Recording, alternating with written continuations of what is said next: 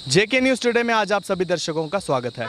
इस वक्त हम आप पहुंचे हैं J&K हाउसिंग बोर्ड के मैनेजिंग डायरेक्टर ऑफिस में।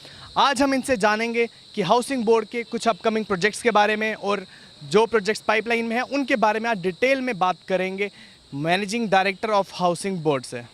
तो इस वक्त हमारे साथ मौजूद हैं J&K हाउसिंग बोर्ड के managing director Mohammad Shahid Salimdar. Housing board के मैं अपकमिंग और प्रोजेक्ट्स की बात करूं तो वो कौन कौन से हैं, और पर्टिकुलरली जम्मू और कश्मीर दोनों को अगर सेपरेटली देखा जाए तो जम्मू में क्या प्रोजेक्ट्स हैं और कश्मीर में क्या प्रोजेक्ट्स हैं। देखिए, हाउसिंग बोर्ड जो है इस वक्त एक तो आ गया हमारा जो जनरल हाउसिंग के लिए रिलेटेड है, कॉलोनीज़ या यही प्राइम मिनिस्टर आवास योजना, मतलब in case land is available with us we can go for townships, we can go for housing colonies। लेकिन इसके अलावा हाउसिंग बोर्ड जो है कंस्ट्रक्शन सेक्टर में गवर्नमेंट के प्रोजेक्ट्स कर रही है। उसमें हॉस्पिटल्स बन रहे हैं, कॉलेजेस बन रहे हैं, स्कूल बन रहे हैं। अभी आपने देखा होगा अखनूर का जो डिस्ट्रिक्ट हॉस्पिटल है जो अभी कंप्लीट करके हेल्थ डिपार्टमेंट को दिया गया, वो हाउसिंग बोर्ड ने बनाया। गंदो में जो 200 बेडेड हॉस्पिटल है वो हमने बनाया और डिस्ट्रिक्ट एडमिनिस्ट्रेशन को दिया। बानीहाल में 50 बेडेड हॉस्पिटल था, ट्रॉमा सेंटर, वो बनाया गया। आयुष हॉस्पिटल यहाँ अखनूर में वो बनाया गया, दिया गया। इसी तरह आयुष हॉस्पिटल गांदरबल में है, वो बनाया गया, हैंड ओवर किया गया। ये सारे प्रोजेक्ट जो हैं यूटी के अंदर हाउसिंग बोर्ड कर रहा है कंस्ट्रक्शन सेक्टर में, उसमें काम हो रहा है। साइमल्टेनियसली हमने ईज़ आउट किया जो हमारी एग्जिस्टिंग हाउसिंग कॉलोनीज़ थी, वहाँ का जो प्रोसेस था प्रॉपर्टी मैनेजमेंट का। ये पहले क्या था, फाइल बेस्ड। यहाँ पे हमारे पास वो रिकॉर्ड आ जाता था, उसमें सारे कागज़ लगते थे, फिर उसको प्रोसेस किया जाता था, तो पीपल यूज़ टू सफ़र। अब हमने इसको ऑनलाइन किया है और ऑटोमेटिक मोड पे वो रन हो रहा है। घर बैठ के कोई भी एप्लीकेंट फाइल कर देता है अपनी एप्लीकेशन, उसमें हमारे पास ऑनलाइन रिपोर्ट्स आती हैं। और सबसे बड़ी बात उसमें यह है कि उसमें जो एप्लीकेंट है वो अपनी फ़ाइल का प्रोसेस घर बैठ के देख सकता है। उसको पूरी फ़ाइल दिखाई देती है कि हम उस पर नोटिंग क्या कर रहे हैं, और वो रिबट भी करता है कि ये नोट गलत लिखा गया है। तो उसमें काफ़ी सारे जो पेंडिंग केसेस थे सब हमने हल कर दिए। इस वक्त लोगों को काफ़ी राहत है कि यहाँ पे कोई हम कागज़ रुका नहीं रहे हैं। हाँ, अलबत्ता किसी का अगर कहीं पे प्रॉब्लम है, डॉक्यूमेंट्स में प्रॉब्लम है, उनको जेन्युइनली रोका जाता है और उन केसेस को नहीं किया जाता है। आपने अपकमिंग प्रोजेक्ट्स में हाउसिंग कॉलोनीज़ का जिक्र किया, रेजिडेंशियल कॉलोनीज़ का जिक्र किया, तो ये कॉलोनीज़ जम्मू कश्मीर में लाने में इतनी देर क्यों लग गई? देखिए, मैं बताऊंगा, जो प्राइवेट कॉलोनीज़ हैं इसमें लैंड के इश्यूज़ रहते हैं। गवर्नमेंट, मतलब जिस तरह एक प्राइवेट डेवलपर कभी भी कोई कॉलोनी बनाएगा तो वो without checking the veracity of the documents colony बना देते हैं, उसकी प्लानिंग नहीं होती है। लेकिन जब एज हाउसिंग बोर्ड या जेडीए या एसडीए हमें कॉलोनी बनानी है, हमारे पास लैंड क्लियर होनी चाहिए, क्योंकि it is the government which is offering the plots in the colony. फिर लैंड आइडेंटिफिकेशन, फिर लैंड अवेलेबिलिटी, ये सारे प्रोसेसेस को देख के उस पे काम करके लैंड अवेलेबल हो, फिर आप एक टाउनशिप बनाओ या एक कॉलोनी बनाओ, वो सारा एक प्रोसेस, मतलब ये इस तरह ओवरनाइट होने वाला तो नहीं है। क्योंकि लोगों को धोखा नहीं लगना चाहिए, क्योंकि हम तो प्राइवेट डेवलपर हैं नहीं कि रात को बेचा और सुबह भागे। वी आर हियर, और हाउसिंग बोर्ड ने काम किया हुआ है। You can see the colonies. अभी छन्नी है, श्रीनगर में ओमपुरा है, इवन गांधीनगर, ये जो छन्नी रामा है, पटोली है, उधमपुर है, कठवा है, रियासी है।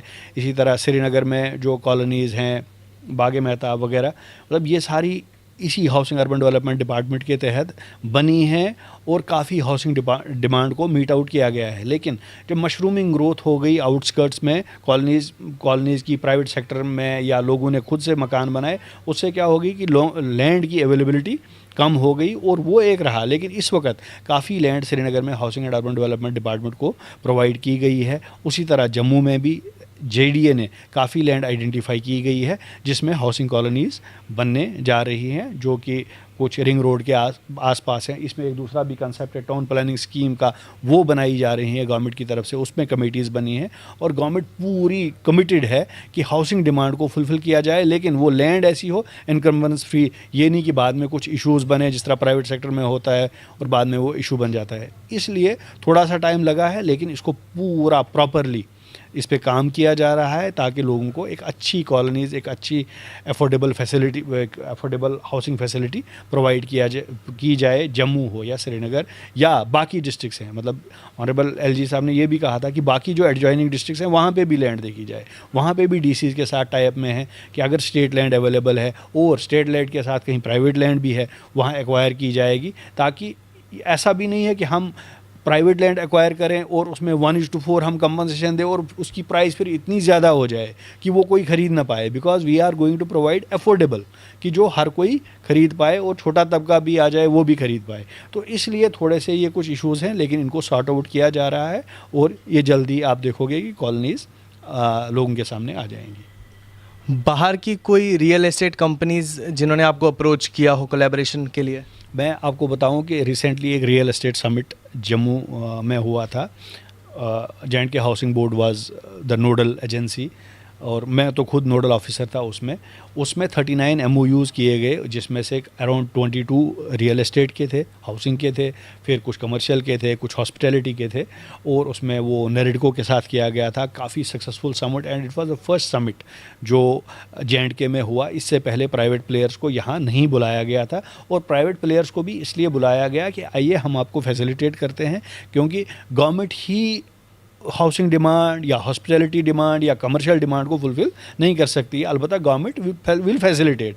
आप लैंड देखिए, प्राइवेट प्लेयर आए, वो लैंड यहाँ पे ढूंढे और हम फैसिलिटेट करेंगे उसका टाइटल, वो फिर एक प्रोजेक्ट बनाएं जो रियल एस्टेट रेगुलेटरी अथॉरिटी है, वहाँ से उस प्रोजेक्ट को पास कराया जाएगा, गवर्नमेंट फैसिलिटेट करेगी और उस तरह के 39 MOUs टोटल हुए थे और वो MOUs की टोटल जो थी worth it was around 18,500 crore और उस पे काम अभी चल रहा है, क्योंकि प्राइवेट सेक्टर की भी कुछ डिमांड्स थी कि अगर हम J&K में आते हैं तो we require these things to be adopted. कहीं पे FAR का इशू था, कहीं पे FSI का इशू था, कहीं पे ये था कि लैंड की टाइटलशिप वेरिफिकेशन प्रोसेस क्या होना चाहिए, there should be RERA etcetera different demand, और उनको भी काफ़ी फुलफ़िल किया। Around 90% demands have been met. और सबसे बड़ी मेजर तो डिमांड उनने ये की थी कि 50% आप यहाँ पे ये जो है स्टैम्प ड्यूटी इसको कम कर दीजिए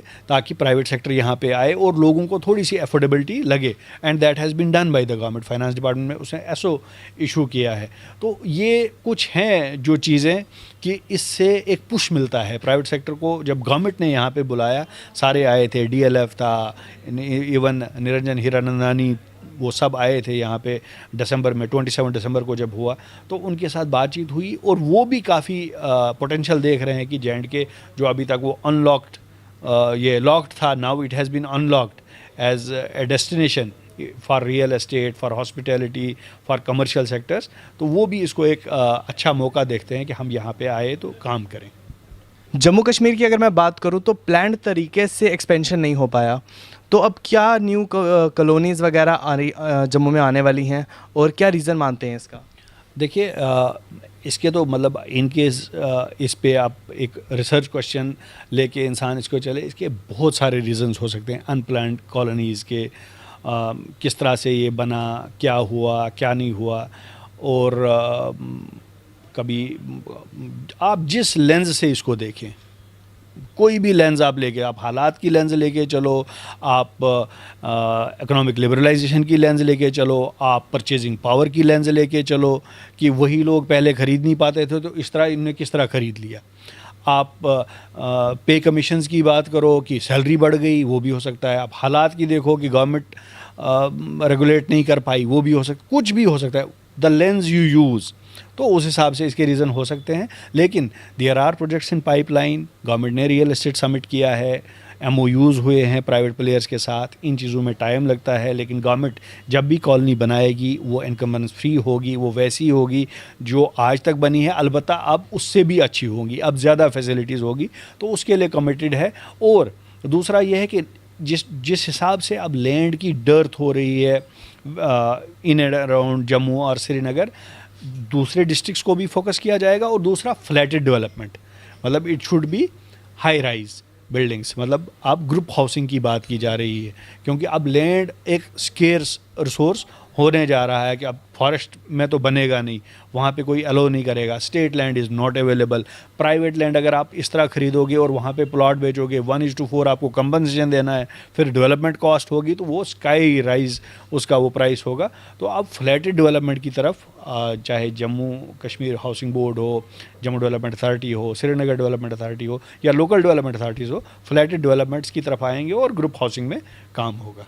तो अपकमिंग जो प्लान कॉलोनीज रहने वाली हैं, इसमें class of flats, class of plots क्या रहेंगे? वो तो हर किसी का, मतलब जो हमारी गाइडलाइंस हैं उसमें EWS के लिए भी होगा, LIG के लिए भी होगा, MIG के लिए भी होगा, HIG के लिए भी होगा। वो तो आपकी परचेजिंग पावर पे है, मतलब कौन किसके पास क्या परचेजिंग पावर है। प्लस मतलब जिस तरह जो ही हाउसिंग बोर्ड लैंड देगा या flatted accommodation, because state is the government guarantee, तो उसमें तो बैंक को कोई प्रॉब्लम ही नहीं होती है लोन देने में। अगर आप प्राइवेट में जाते हो, बैंक लोन लेना है तो वो काफ़ी सिक्योरिटी नहीं करेंगे, लेकिन अगर हाउसिंग बोर्ड का टाइटल आपके पास होगा उसी वक्त लोन दे देंगे। वो इसलिए देते हैं क्योंकि ये उनके लिए प्रॉपर माना जाता है, because housing board is guarantor of this land और फ्लैट। JK न्यूज़ टुडे से बात करने के लिए थैंक यू वेरी मच।